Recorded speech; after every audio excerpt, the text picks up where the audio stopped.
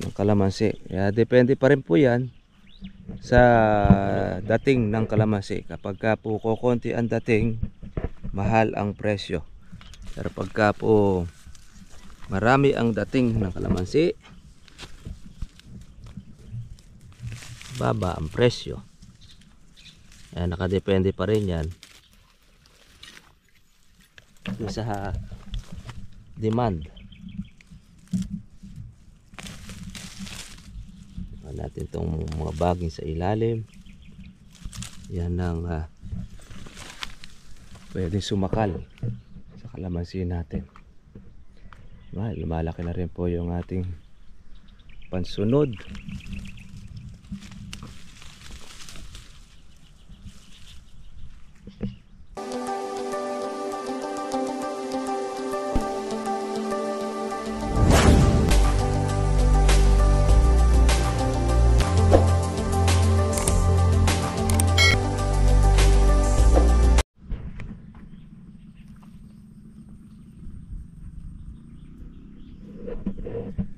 Good morning po sa inyo mga katribya at welcome po sa aking YouTube channel. Kamusta na po kayong lahat? Sana po nasa mabuti po kayong kalagayan.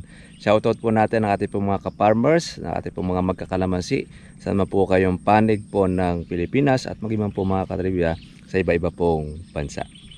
Ngayon po ay etot yung pong ating ulan ay tuloy-tuloy na.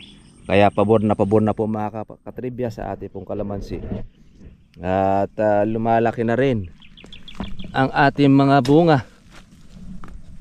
Ayan, nakagandahan mga katribya po pagka po umuulan.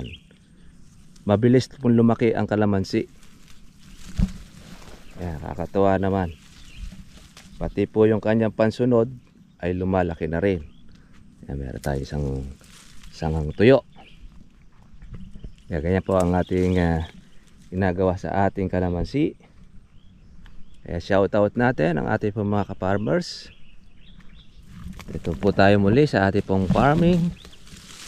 Ating inaalagaan. Ayan, no. Bukod na po ang ating pitasin. Kaya pati na rin po yung ating gaholin. Ayan na, lumalaki na rin po yung ating mga gaholin. Kaya pag napitas natin po yung talagang pitasin, yung gaholin naman po ang atin naman palalakihin. Ito, yan. No.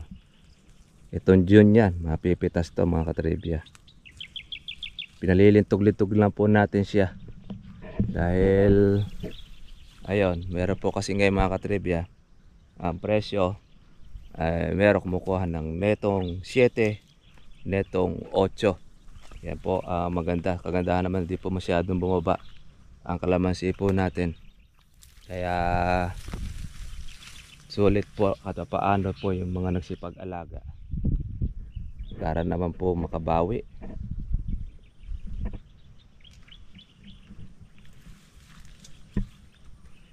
Yung ating pinalalaki.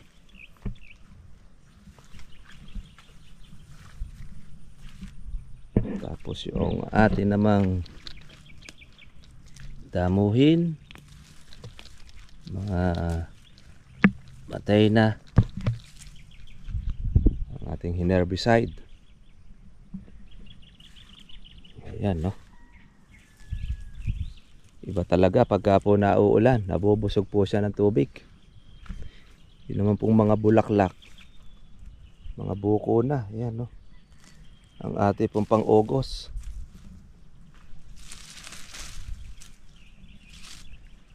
Ang August at September. Yan po ang mababang presyo ng kalamansi. Kaya depende pa rin po yan sa dating ng kalamansi. Kapag ka po kokonti ang dating, mahal ang presyo. Pero pagka po marami ang dating ng kalamansi, baba ang presyo. Ayan, nakadepende pa rin yan sa demand. Natin itong mga baging sa ilalim. Yan ang pwedeng sumakal sa kalamansi natin. Lumalaki na rin po yung ating pansunod.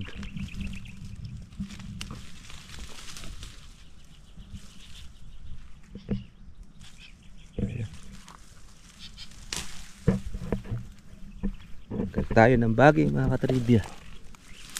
Baging ng ating kalamansi. Uso po mga katribya po ngayon ng sipon, lagnat, dahil babago-bago po ang panahon. Ang klima, uulan, tapos aaraw.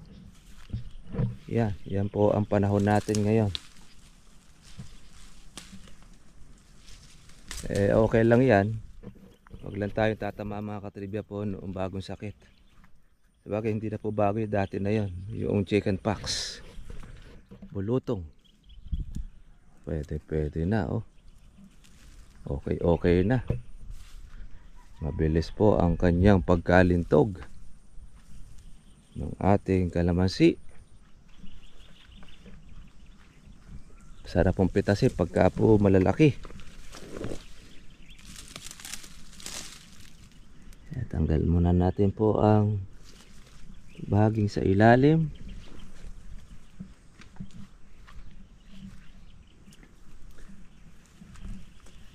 Mga bagong tagtag na mga buko.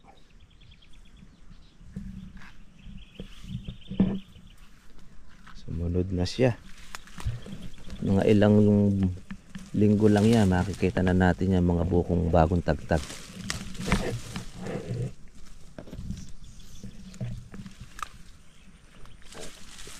Yung ating ampalaya ligaw.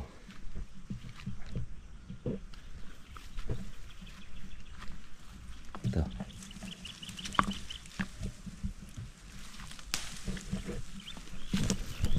Sa ilalim.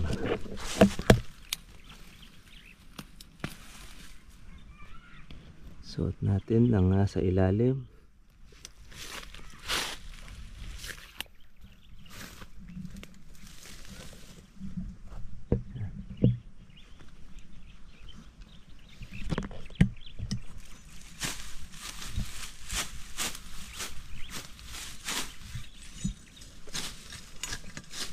Siguradong yung baging ay masasapol.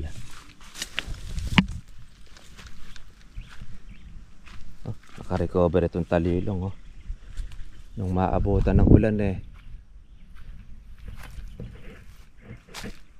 kailangan na natin itong linisin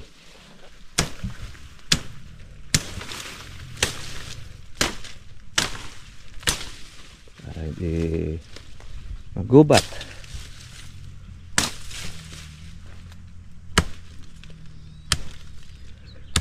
Bilis na lumaki ang puno.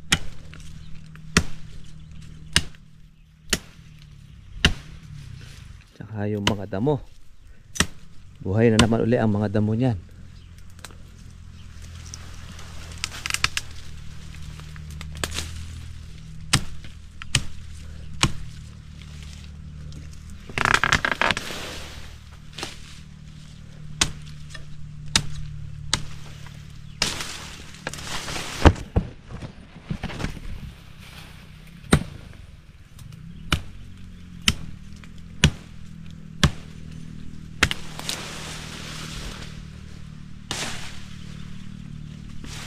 Linis tayo ng paligid mga katribya. Putol-putol.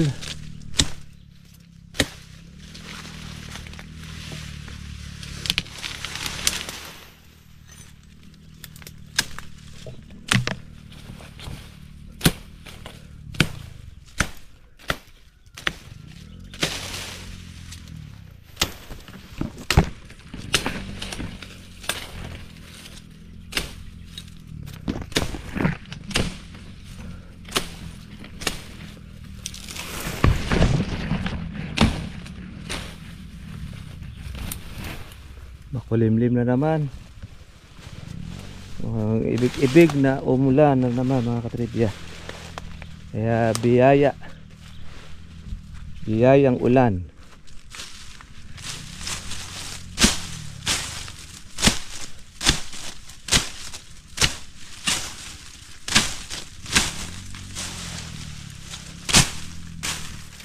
uulan, aaraw.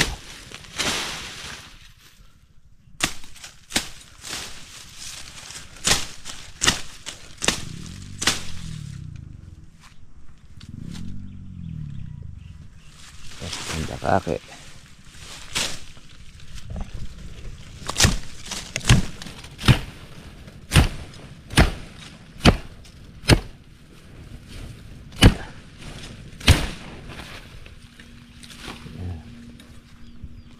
Bayabas.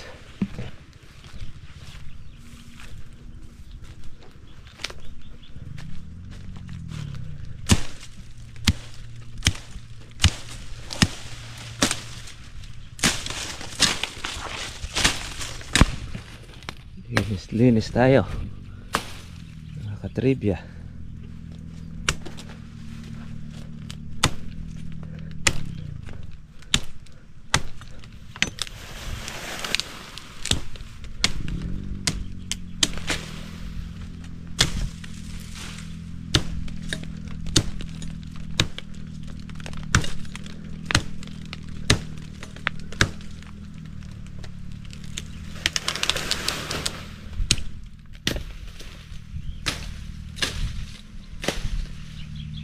Okay. Betul na.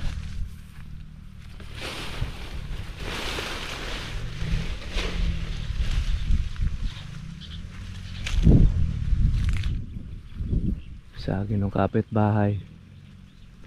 Yung papaya walang bunga. Matanda na rin.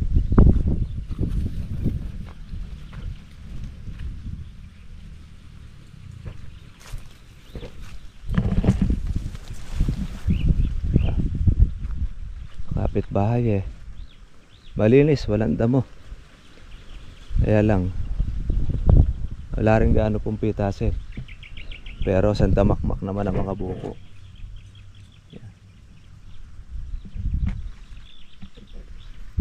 Sa atin naman ay kasalukuyan na lumalaki ang mga buko.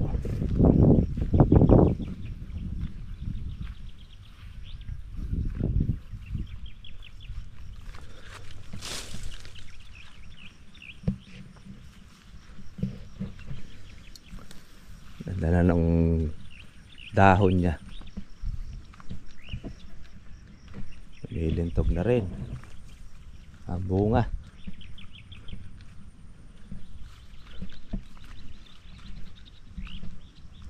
Malaking tulong talaga ang ating herbicide.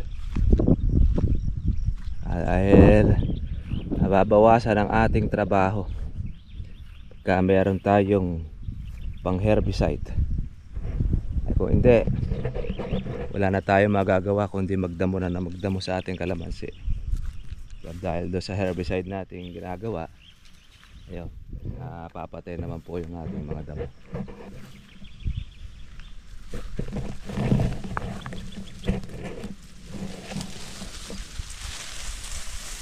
Ito, sarap na ulam nito. Yan, no? Talbos. Masarap ang paglagay sa sardines. Ayan, o. Lumalatag na yung bunga niya.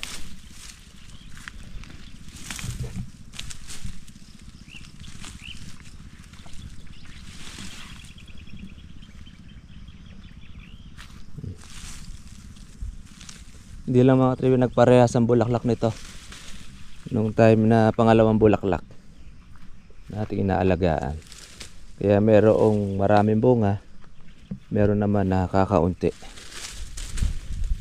Hindi kagaya talaga noong na namumuti ang bulaklak ng kalamansi.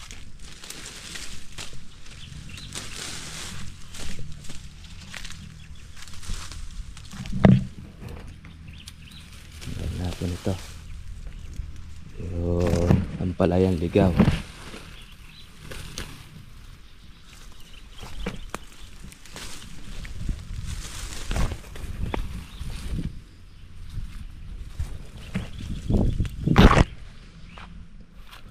Yan. Okay na.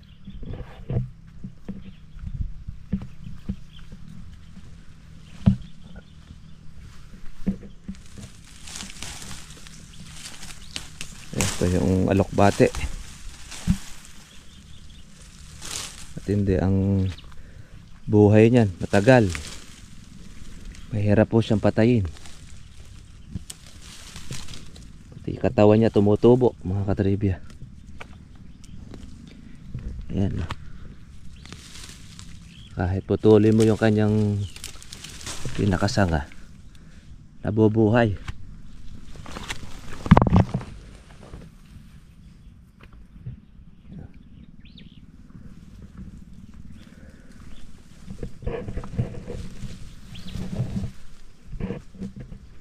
Nakalundo na ang ating mga sanga. Lapit-lapit na ang ating pitasin sa ajis. Bago ang ajis, pwede na natin itong tirahin. Yeah. Dahil malalaki na po. Kumbaga sa kuwan ay husto na sa laki. Kalamansi basta husto na po siya sa laki, maganda na po siyang pitasin. Namumulaklak pa, oh. Yan. Parang gabayabas, ah. Basta't nakahusto ng laki kalamansi, masarap pong pitasin.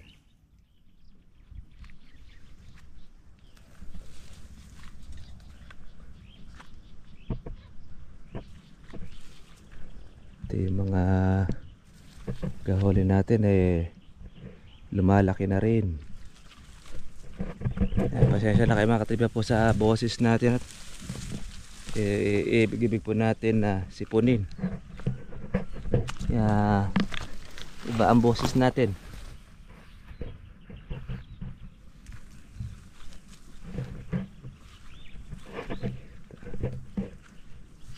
Lumaki na siya, oh. Pagka nahusto na po ang laki, pwede na. Pwede na itong ating mapitas. Yeah. Okay.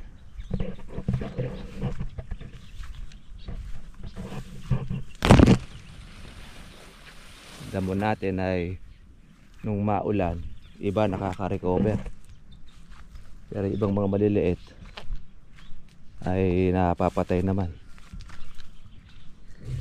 Sa malamang ay mag-uulit-ulit tayo ng ating spray. Pero hindi na lang muna natin tumubo po yung mga bago ang ating pag-i-spray. Importante at bawasan po ang ating damo. Sa mga napag-aralan natin sa mga herbicide natin ginagamit, kapag ka po naulan siya, lumalakas po ang mga damo, tumitibay, kaya nakaka-recover sila. Yan yung ating pong napagmamasda sa mga ginagamit nating herbicide. Kaya kailangan hindi puro yun ang ating gagamitin, kasi nai-immune din. Dami na mauli mga bulaklak na lumalabas.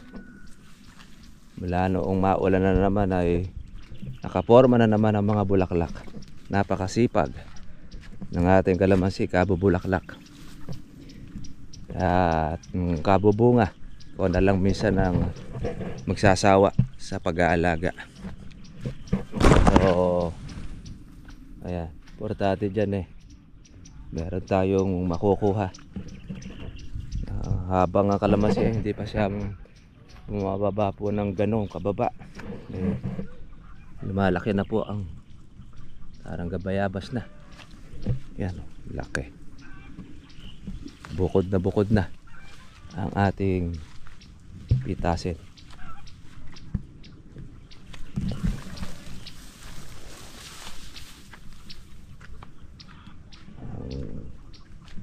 Yan ang ating kalamansi.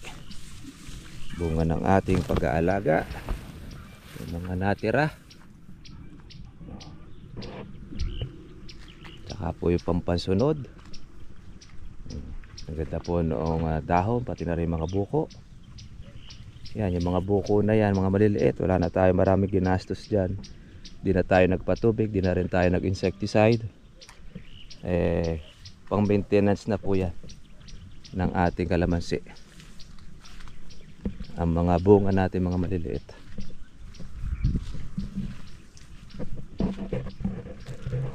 Yan. Ibig-ibig na naman po mga katiba pong umulan. Kaya pag lusong mo, agang mababasa ka. Magkakaroon naman tayo uli na libre sa atin ng pagpapatubig. Kaya laki na pong menos. Para mga katribya, dito na lang po muli po ang ating pong vlog. God bless po sa inyo lahat. Kita ko po tayo po bukas. Bye bye. Nakako na po tayo ng ating pong pang-ulam.